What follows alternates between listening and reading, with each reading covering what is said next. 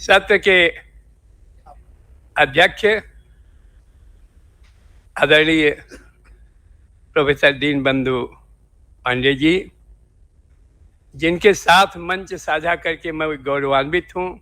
मंच पर उपस्थित विद्वज्जन, मेरे सामने बैठे हुए परम आदरणीय प्रोफेसर विजय शंकर शुक्ल जी,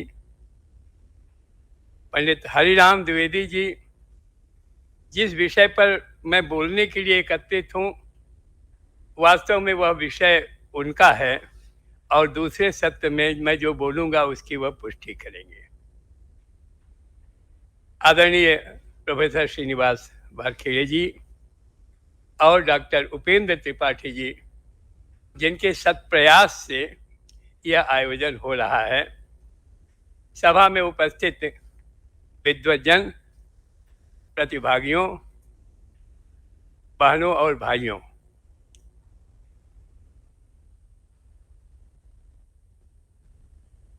विश्वनाथ धाम में और खास करके इस सर्व विद्या की राजधानी में विश्वनाथ के सानिध्य में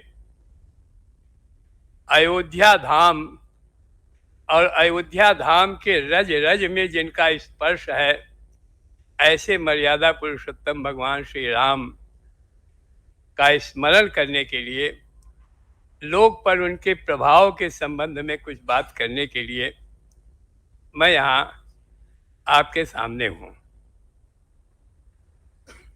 अयोध्या धाम की चर्चा विश्वनाथ धाम में हो, यह बड़े ही पुण्य का विषय है,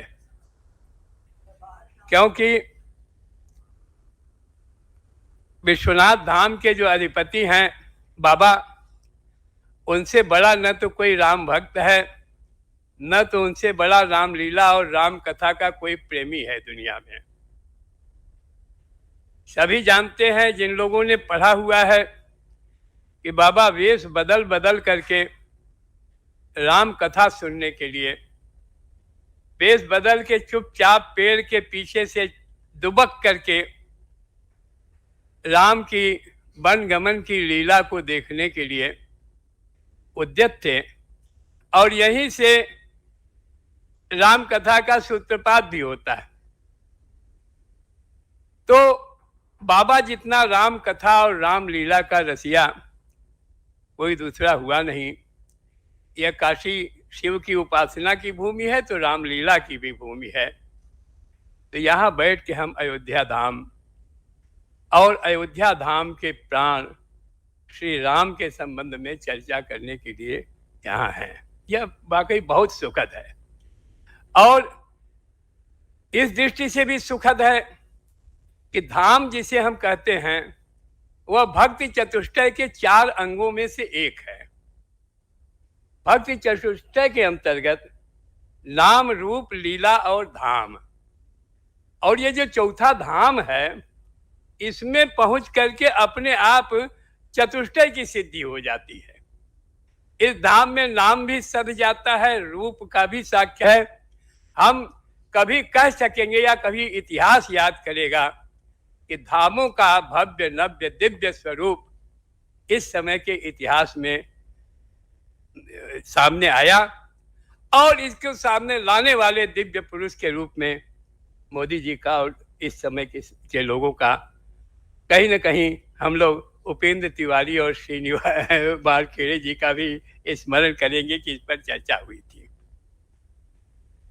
मुझे बात करनी है कि श्री राम के लोक जीवन पर प्रभाव, यह बातचीत का विषय नहीं है, यह अनुभूति का विषय है। यह जो लोक है भारत का, यह तो जन्म लेता है, तो जन्म के साथ जन्म किसी घर में हो, लेकिन गीत गाया जाता है कि दशरथ के घर में राम का जन्म हुआ। और उसके पहले के भी द्विवेदी जी दूसरे सत्र में कुछ सुना सकते हैं। ऐसे लोक गीत हैं जिनमें दशरथ जाते हैं बुलाने के लिए नाल काटने वाली को, तो ठनगन करती है कि नहीं, हम जब आधी अयोध्या का राज लिखेंगे तब चलेंगे नाल काटने के लिए। तो माने हमारे लोक में तो जन्म होता है तो राम के जन्म के गीत गाए जाते हैं। मुंडन हो, छेदन हो, उपनयन हो, विवाह हो, हल्दी हो, मटमंगड़ा हो, यहाँ तक कि विवाह में जो गाली भी गाई जाती है वह भी दशरथ और राम को निमित्त बना के गाई जाती है। तो इस लोक में तो हमारे जितने कृत्य हैं यह सब राम के निहोरे हैं, राम के लिए हैं, राम की प्रसन्नता के लिए हैं। तो राम अभिन्न है और मरने पर तो राम नाम सत्य होना ही है, होता ही है।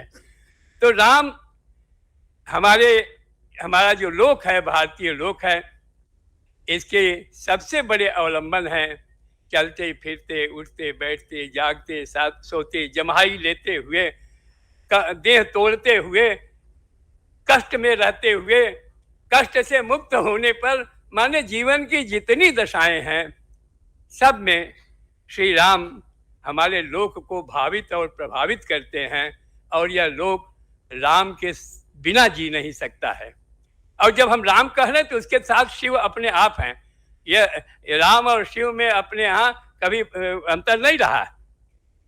तो लोक पर उनका बहुत बड़ा, और इसलिए कि राम की भक्ति से इस लोक ने तमाम तरह के संकटों का, जिसको हम कहते हैं कि अमुक आए तमुक आए, यह आक्रमण हुआ, यह हुआ, तमाम तरह के जो संकट आए, इसमें राम की भक्ति ने रास्ता दिखाया, राम की भक्ति ने शक्ति प्रदान की।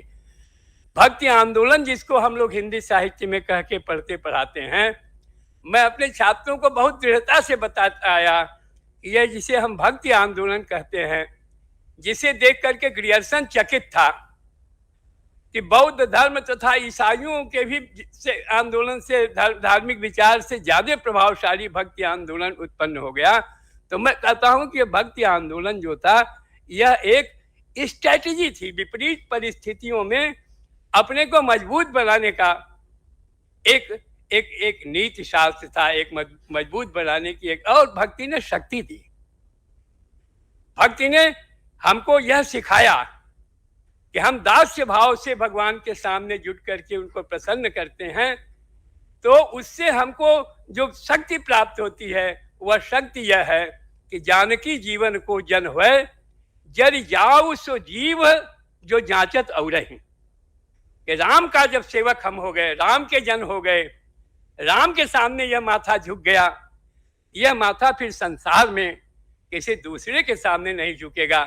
यह जीव अगर किसी दूसरे के सामने याचना करती है तो वह जीव जल क्यों नहीं जाती है कि राम का भक्त अपने को कहती है और किसी के सामने याचना करती है। तो यह जो भाव है, यह जो ऊर्जा है, यह जो अंतर्निहित शक्ति है, यह भक्ति के द्वारा ही प्राप्त होती है, भक्ति के द्वारा ही प्राप्त हुई है। जितना भी इतिहास उठा के देख लीजिए, चाहे सेना का मोर्चा हो तो वहां भी हर हर महादेव, जय शक्ति, जय दुर्गा, जय भवानी, जय काली। और चाहे जो है दूसरा कोई मोर्चा हो, हर मोर्चे पर भक्ति ने ही शक्ति प्रदान की। जो भक्त है वह मानता है कि देह नश्वर है, भक्त ही बलिदान कर सकता है, दूसरा कोई तो क्या बलिदान करेगा। दूसरा कोई तो केवल राम की चर्चा करेगा, राम पर बौद्धिक विमर्श करेगा, लेकिन भक्त है तो वह बलिदान कर सकता है। यह बलिदान की शक्ति, आत्मिक शक्ति, यह भक्ति ने प्रदान की है।